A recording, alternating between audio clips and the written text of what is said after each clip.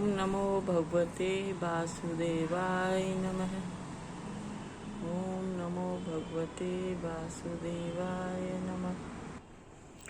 अब आगे की कथा 7वां अध्याय, कार्तिक महात्म्य का 7वां अध्याय। नारद जी ने कहा, हे राजन, कार्तिक मास में व्रत करने वालों के नियमों को मैं संक्षेप में बतलाता हूँ, उसे आज सुनिए। व्रती को सब प्रकार के आशीष, सब प्रकार के आमिष, मांस, उड़द, राई, खटाई तथा नशीली वस्तुओं का त्याग कर देना चाहिए।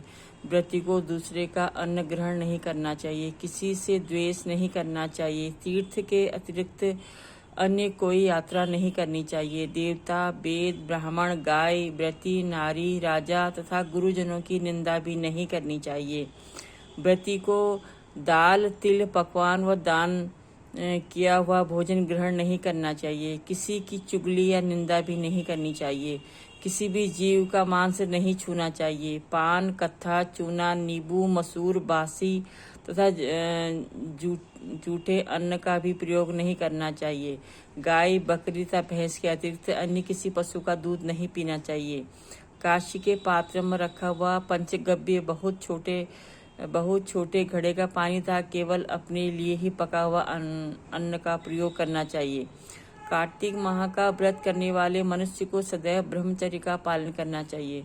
उसे धरती पर सोना चाहिए और दिन के चौथे पहर में केवल एक बार पत्तल में भोजन करना चाहिए।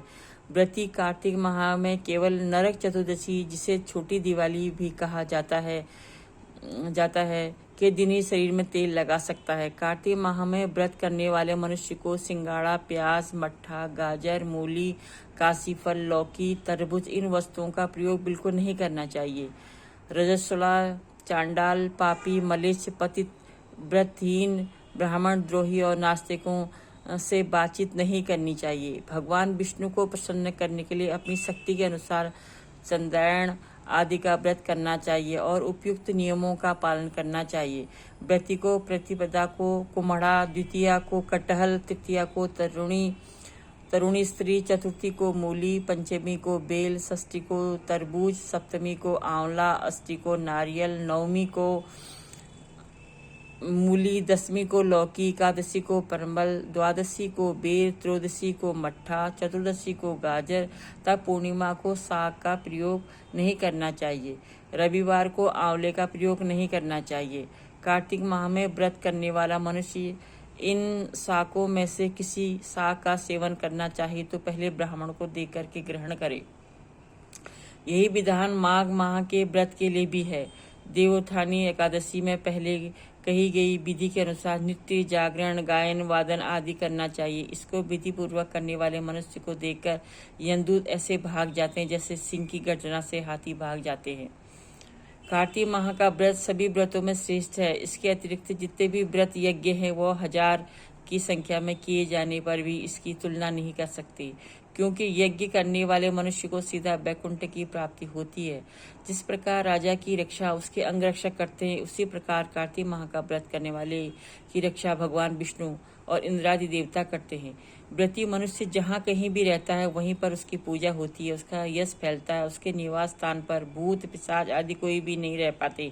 विधि पूर्वक कार्तिक माह का व्रत करने वाले मनुष्यों के पुण्य का वर्णन करने में ब्रह्मा जी भी असमर्थ हैं।